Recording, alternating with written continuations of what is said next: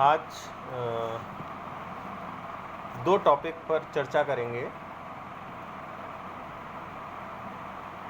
और इन पर आपको लिखना भी है। ज़्यादा नहीं, एक एक पैराग्राफ लिखना है, लेकिन एक पैराग्राफ में ही ऐसा किस तरह लिखा जाए जिससे कि आपकी लेखन क्षमता में और वृद्धि हो, आप अच्छा लिख सकें, बेहतर शब्दों का चुनाव कर सकें। तो चलिए पहले मैं आपको कुछ पॉइंट्स बताता हूँ। जैसे मैं आपको 3 पॉइंट्स अभी बता रहा हूँ और आप ज़रा सोचकर बताइएगा कि इनसे किस तरह का शीर्षक तैयार हो रहा है। पहला पॉइंट है, जीवन गतिशील एवं बाधाओं से पूर्ण है। दूसरा पॉइंट है, जीवन संघर्ष का ही दूसरा नाम है। और तीसरा पॉइंट है, स्वप्न असत्य हैं जबकि जीवन सत्य है।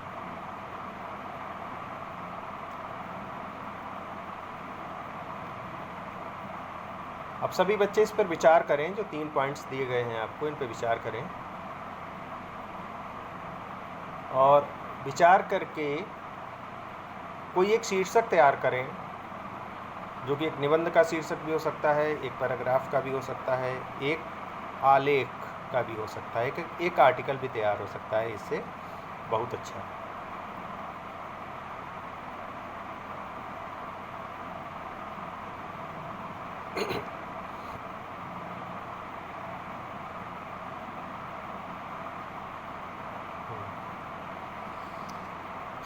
तो एक शीर्षक जो बनकर तैयार हो रहा है वो है, जीवन संघर्ष है, स्वप्न नहीं।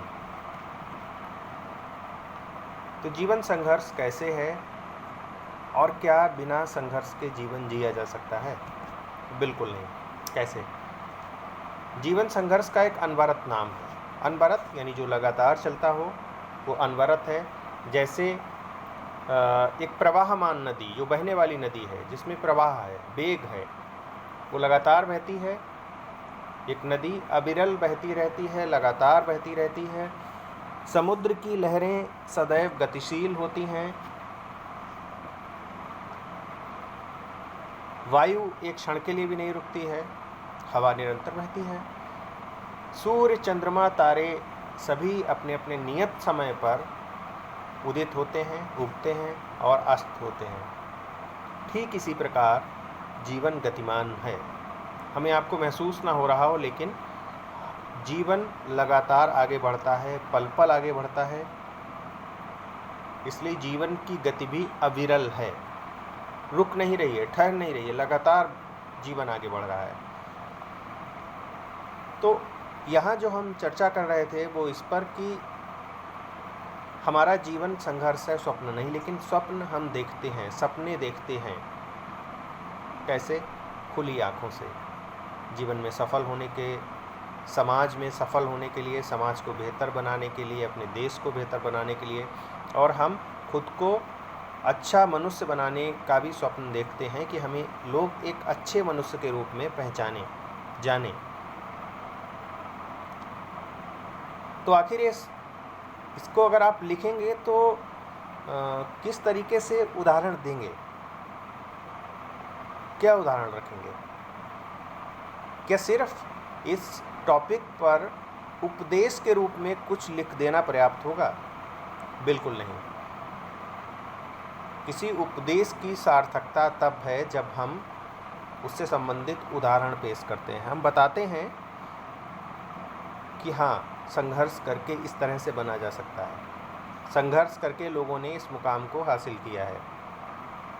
संघर्ष करके लोग ऊंचाइयों तक पहुँचे हैं और अन्य लोगों के लिए मिसाल बने हैं। कैसे? जब हम आदिम अवस्था में थे, आदिम अवस्था आप जानते होंगे कि यानी जब मनुष्य सभ्य नहीं हुआ था, वो सिर्फ मनुष्य बना था। न उसके पास रहने का घर था, अंधेरी गुफाओं में रहता था, ना उसके पास छत थी, ना उसके पास कपड़े थे, ना उसके पास पका हुआ भोजन था, यानी वो जो भी खाता था वो कच्चा खाता था। और उसने वहाँ से संघर्ष करना शुरू किया। सोचिए जरा, यदि वो संघर्ष न करता तो क्या आज हम इस जगह पे खड़े होते जहाँ जिस जगह पर हम हैं? बिल्कुल नहीं होते। उसने संघर्ष किया, सभ्य बना, और सभ्य बन के वो आज मनुष्य इस स्थान पर है कि उसने तमाम संसाधन जुटाए, लोगों का रास्ता आसान किया, बड़े बड़े स्वप्न देखे और उन्हें पूरा किया। यानी हम लगातार अंधकार से प्रकाश की ओर बढ़ते चले गए। हमने अज्ञान के भय को दूर किया, हमने निराशा को दूर किया, हमने लगातार नया नया ज्ञान अर्जित किया, बुराइयों से भी बाहर निकले, असत्य से भी बाहर निकले। सत्य और असत्य की लड़ाई आज भी लगातार चलती है, लेकिन अंततः सत्य ही जीतता है। तो संघर्ष और जीवन एक दूसरे के पर्याय हैं। मनुष्य जीवन में संघर्ष यानी कर्म के अतिरिक्त कुछ भी नहीं है। तो निष्कर्ष रूप में हम कह सकते हैं कि जीवन स्वप्न नहीं है, सिर्फ जीवन यथार्थ है। जीवन सिर्फ कल्पना नहीं है, जीवन वास्तविकता है, जहाँ अगर आपको कुछ भी हासिल करना है, कुछ प्राप्त करना है, तो संघर्ष से होकर ही गुजरना पड़ेगा। तो एक टॉपिक है, जीवन संघर्ष है, स्वप्न नहीं, इसका शीर्षक होगा। और इसको लिखने में आप उदाहरणों का प्रयोग अवश्य करें। इसे लिखें और लिखकर आप मुझे ज़रूर दिखाएं, चेक कराएं।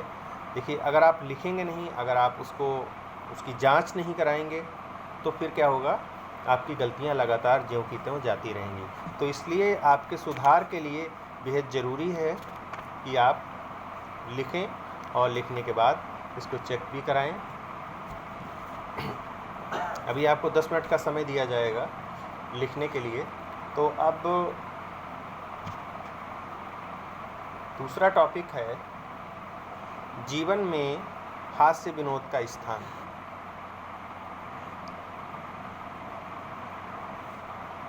मान लीजिए कि आपके जीवन से यदि हंसी को निकाल दिया जाए तो क्या बचेगा?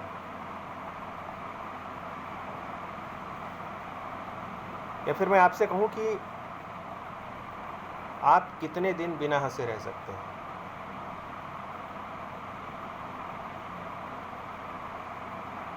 तो ये बड़े सवाल हैं, लेकिन सच यही कि यदि हमारे जीवन में हंसी नहीं है तो हमारे लिए संघर्ष करना मुश्किल होगा। क्यों? क्योंकि जीवन का जो सफ़र है, जो मनुष्य का जीवन संघर्ष है, इसमें कई बार वो बहुत उदास होता है, निराश होता है, और ऐसे क्षण आते हैं जिसमें वो तनावग्रस्त होता है। और तनाव से उबरने के लिए सिर्फ एक रास्ता है कि हम खुश रहें। तो यदि हम खुश रहेंगे तो हम बहुत चीज़ों को हासिल कर सकेंगे। जॉर्ज बर्नार्ड शॉ ने लिखा है कि हंसी की पृष्ठभूमि पर ही जवानी के फूल खिलते हैं। जिंदगी हास्य एवं विनोद के बिना अपनी जिंदा दिली खो देती है। हम जिंदा दिल हैं तो कैसे हैं? हम किसी से मिलते हैं तो कैसे, हम किस आधार पर आकलन करते हैं और कह देते हैं कि अरे बड़े जिंदा दिल व्यक्ति हैं? इसी आधार पर, क्योंकि वो खुश दिखाई देते हैं, क्योंकि वो खुश रहते हैं, क्योंकि खुश रहकर उन्होंने अपने जीवन में ऊर्जा को अर्जित किया है, उत्साह को अर्जित किया है, और ये बेहद ज़रूरी है। तो व्यक्ति का हंसमुख स्वभाव और उसके दीर्घायु यानी लंबी आयु के होने का सर्वोत्तम साधन क्या है? हंसी। अगर आप खुश हैं तो आपकी उम्र लंबी होगी, आप हंसमुख कहे जाएंगे, आपकी समाज में अलग छवि बनेगी, सामाजिक जीवन में आप अलग से पहचाने जाएंगे। हास्य विनोद जो है, हंसी खुशी से यदि आप रहते हैं तो ये केवल आपकी उदासी ही दूर नहीं करता है, आपके शत्रुओं को भी मित्र बनाता है, वो आपकी तारीफ़ करते हैं। आपका मन स्वस्थ रहता है, जीवन के तनाव को, मन को, अशांति को हास्य विनोद से कम किया जा सकता है। तो एक उदाहरण मैं आपको और देता हूँ। ये जापानी कवि हैं नागुची। इन्होंने एक कविता में ईश्वर से एक वरदान मांगा है। इसको आप एक उदाहरण के रूप में प्रयोग कर सकते हैं, कोटेशन के रूप में, कि जब जीवन के किनारे की हरियाली सूख गई हो, चिड़ियों की चहक मूक हो गई हो, सूरज को ग्रहण लग गया हो, मेरे मित्र एवं साथी मुझे कांटों में अकेला छोड़कर चले गए हों और आकाश का सारा क्रोध मेरे भाग्य पर बरसने वाला हो, तब हे प्रभु तुम मुझ पर इतनी कृपा करना कि मेरे होठों पर हंसी की एक लकीर खिंच जाए। तो ये बड़ी सच्ची प्रार्थना है कि आप यदि खुश हैं, आप हंस रहे हैं, तो इसका मतलब है कि आपके पास अपरिमित ऊर्जा है, ताकत है। फिर आपको कोई परास्त नहीं कर सकता है, कोई पराजित नहीं कर सकता है। लेकिन एक चीज़ और, हर चीज़ के दो पहलू होते हैं। अच्छी बात है हंसना, लेकिन हंसी ऐसी ना हो कि किसी